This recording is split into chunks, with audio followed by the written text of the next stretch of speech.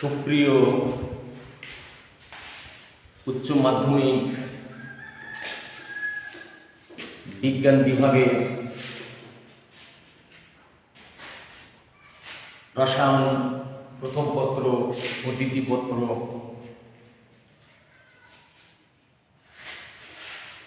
ছাত্রছাত্রীবৃন্দ, তোমাদের সকলের প্রতি আমার রইল অনেক অনেক ভালোবাসা ও স্বাগত। প্রিয় ছাত্রছাত্রীবৃন্দ, আমি মোহাম্মদ তহরুল হক শাহ, কুতুবপুর ডিগ্রি কলেজ, বদরগঞ্জ, রংপুর। আমি তোমাদের আজ রসায়ন দ্বিতীয় পত্রের জৈব রসায়ন নামক যে অধ্যায়টি আছে সেখান থেকে কিছু বিষয় নিয়ে আলোচনা করব। তোমরা সবাই মনোযোগী হবে আমি আশা করি। প্রিয় ছাত্রছাত্রীবৃন্দ, আমি ইতিপূর্বে এই অধ্যায়ের উপর একটি ক্লাস নিয়েছি। আজও আমি এই অধ্যায়ের উপর কিছু আলোচনা নিয়ে তোমাদের মধ্যে হাজির হয়েছি। আজ আমি এই অধ্যায়ের যে প্রশ্নটি আলোচনা করতে চাই সেটা হলো জৈব যৌগের প্রাচুর্যতার কারণ কি। জৈব যৌগের প্রাচুর্যতার কারণ কি, অথবা পৃথিবীতে জৈব যৌগের সংখ্যা এত বেশি কেন, এই প্রশ্নটি। জৈব যৌগের প্রাচুর্যতার কারণ হলো তিনটি। আমি বিগত ক্লাসে তোমাদের এই জৈব যৌগের প্রাচুর্যতার কারণ তিনটি হোয়াইট বোর্ডে লিখে দিয়েছিলাম। 1 নম্বর ক্যাটেনেশন,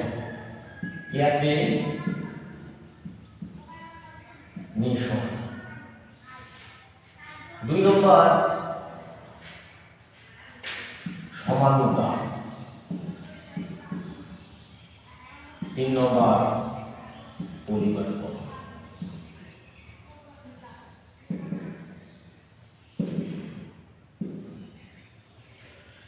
সর্বপ্রথম আমি ক্যাটেনেশন নিয়ে আলোচনা করব।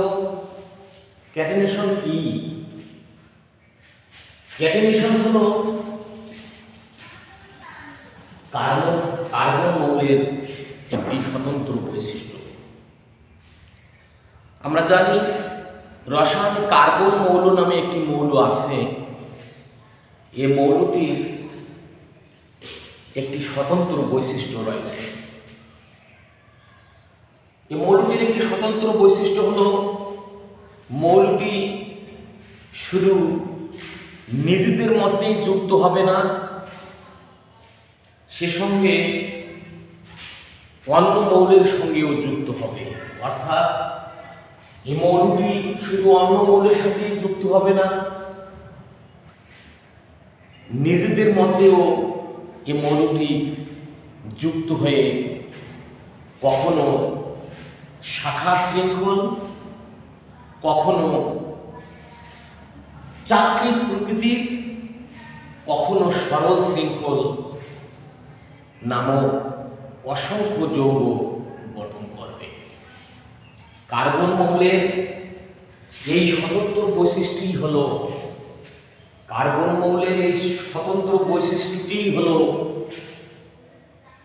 ক্যাটেনেশন, কার্বন মৌলের ক্যাটেনেশন গুণ।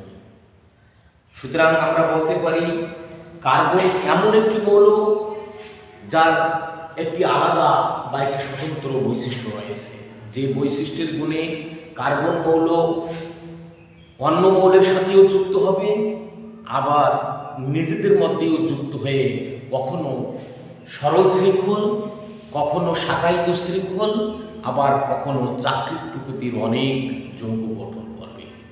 এই জন্য পৃথিবীতে জৈব যৌগের সংখ্যা এত বেশি, অর্থাৎ জৈব যৌগের প্রাচুর্যতার কারণ হিসাবে আমরা কার্বন মৌলের এই ক্যাটায়ন গুণটিকে উল্লেখ করতে পারি। প্রিয় ছাত্রছাত্রীবৃন্দ, জৈব যৌগের প্রাচুর্যতার অন্য একটি কারণ হল সমানতা। সমানতা গুণের কারণে পৃথিবীতে জৈব যৌগের প্রাচুর্যতা অনেক বেশি। সমানতা কি? সমানতা হলো যে সমস্ত যৌগের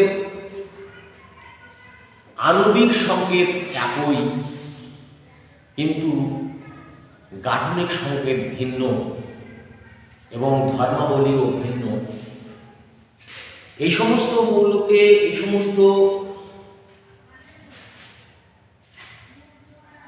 যৌগকে পরস্পরের সমানুক বলা হয়। অর্থাৎ যে সমস্ত যৌগের আণবিক সংকেত একই কিন্তু গাঠনিক সংকেত ভিন্ন এবং ধর্মাবলীও ভিন্ন, এই সমস্ত যৌগকে পরস্পরের সমানুক বলা হয় এবং এই ঘটমান বিষয়টিকে সমানতা বলা হয়।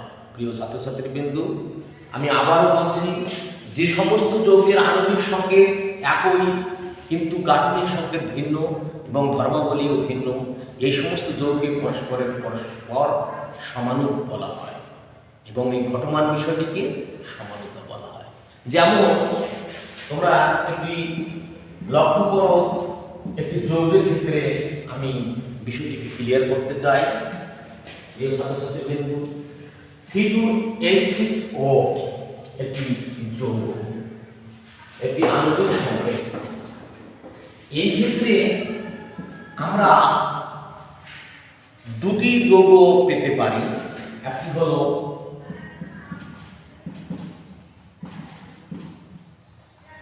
এই, আরেকটি হলো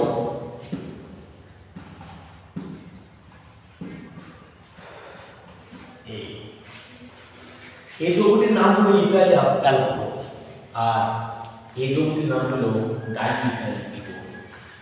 প্রিয় ছাত্রছাত্রীবৃন্দ, সমানতা আণবিক সংকেত কিন্তু একই, আণবিক সংকেত একই কিন্তু গাঠনিক সংকেত, এখানে দুইটা কার্বন আছে, এখানেও দুইটা কার্বন আছে, এখানে 6টা হাইড্রোজেন আছে, এখানে 6টা হাইড্রোজেন আছে, এখানে একটা অক্সিজেন আছে, এখানে একটা অক্সিজেন।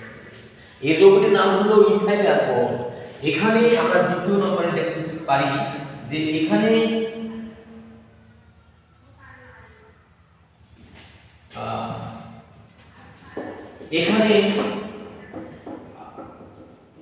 দুইটা কার্বন আছে, এখানে দুইটা কার্বন আছে, হাইড্রোজেন আছে, 6টা অক্সিজেন আছে একটা। এর নাম হলো ডাইমিথাইল ইথার। আমরা দুটি যৌগ পেতে পারি, ডাইমিথাইল ইথার আর ইথাইল অ্যালকোহলের ধর্মগতি সম্পূর্ণ আলাদা।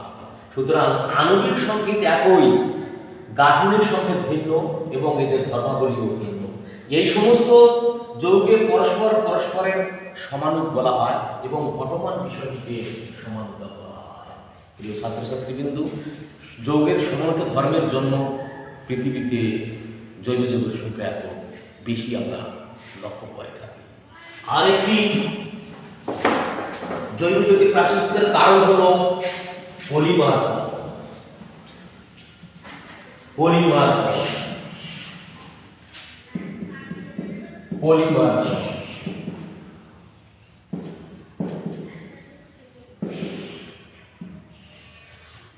পরমাণু হলো একটি বিক্রিয়া, যে বিক্রিয়ায় একই যৌগের অসংখ্য পরমাণু আমরা এখানে অণু বলতে পারি। যে বিক্রিয়ায় একই যৌগের অসংখ্য অণু পরস্পরের সাথে যুক্ত হয়ে বৃহৎ অণু সৃষ্টি করে, সেই বিক্রিয়াকে আমরা পলিমারকরণ বিক্রিয়া বলব।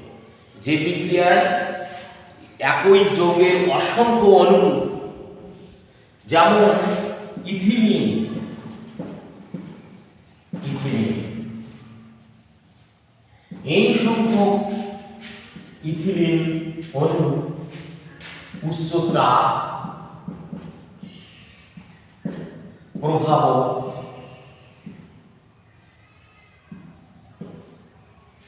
200 ডিগ্রি সেন্টিগ্রেড তাপমাত্রায়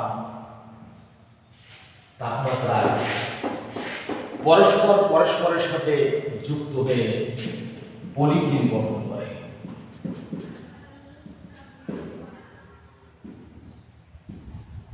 পলিথিন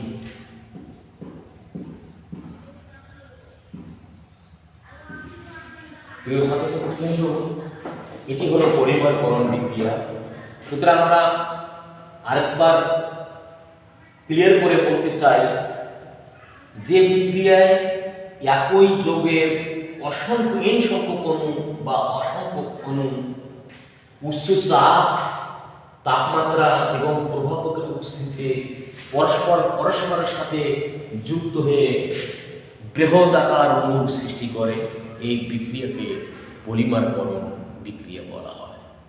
প্রিয় ছাত্রছাত্রীবৃন্দ, এই তিনটি হল জৈব যৌগের প্রাসঙ্গিকতার কারণ, অর্থাৎ পৃথিবীতে যে জৈব যৌগের সংখ্যা এত বেশি, এই তিনটি কারণে আমরা জৈব যৌগের সংখ্যা এত বেশি দেখতে পাই। এবারে আমি এই অধ্যায়ের একটি গুরুত্বপূর্ণ প্রশ্ন নিয়ে আলোচনা করব, সেটি হলো জৈব যৌগের শ্রেণীবিন্যাস। জৈব যৌগের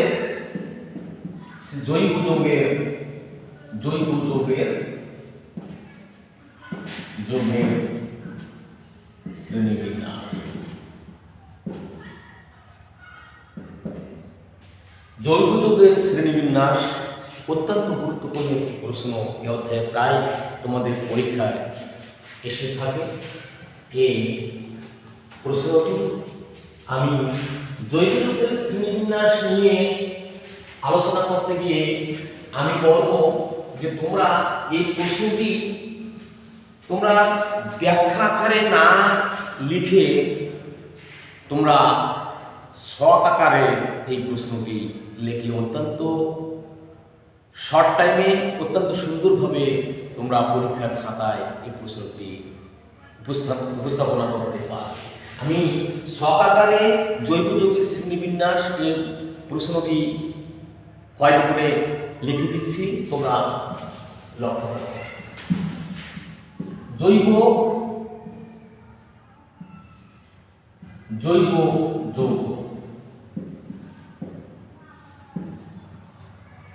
জৈব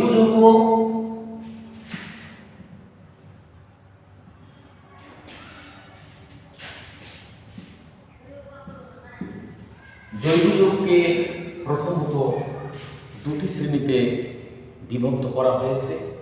একটা হলো মুক্ত শিকল বা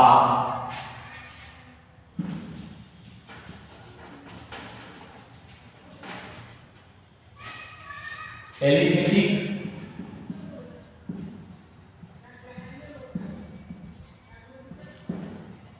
যৌগ, আরেকটি হলো বদ্ধ শিকল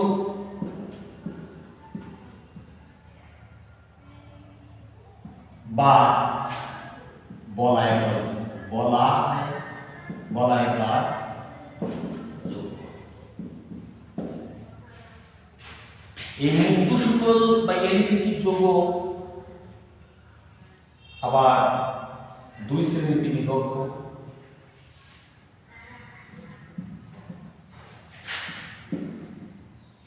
একটা হলো সম্পৃক্ত যৌগ,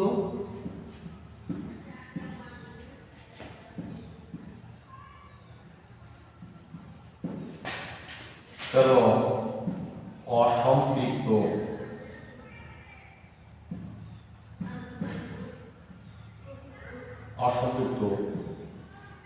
যৌগ।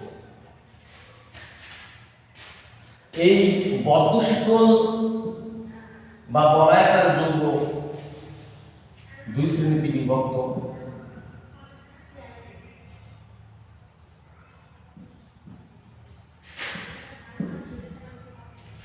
একটি হলো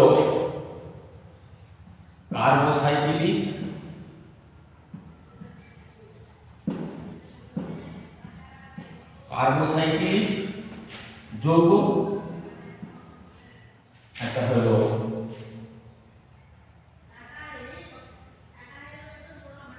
হেটারোসাইক্লিক যৌগ।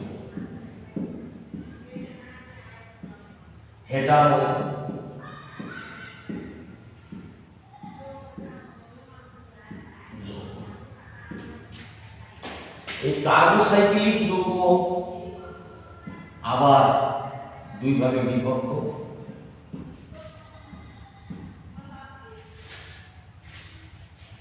একটা হলো এলিসাইক্লিক,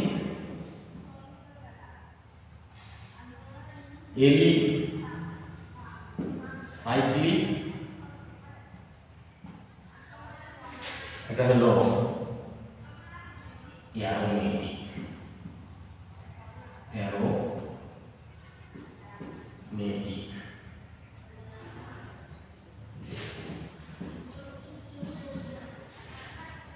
আর হেটারোসাইক্লিক যৌগ আবার দুই শ্রেণীতে বিভক্ত।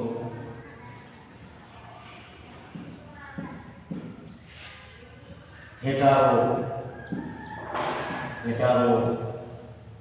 এলিসাইক্লিক,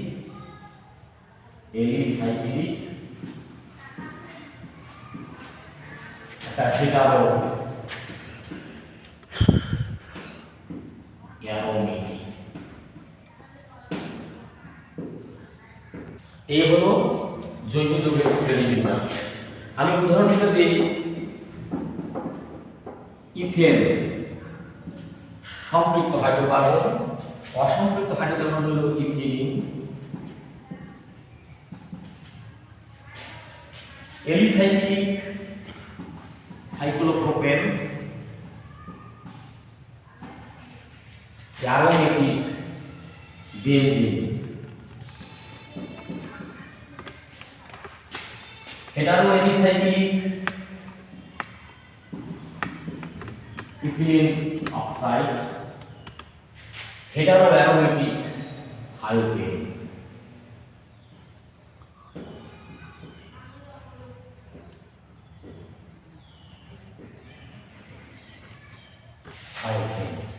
এই হলো জৈব যৌগের শ্রেণীবিন্যাস।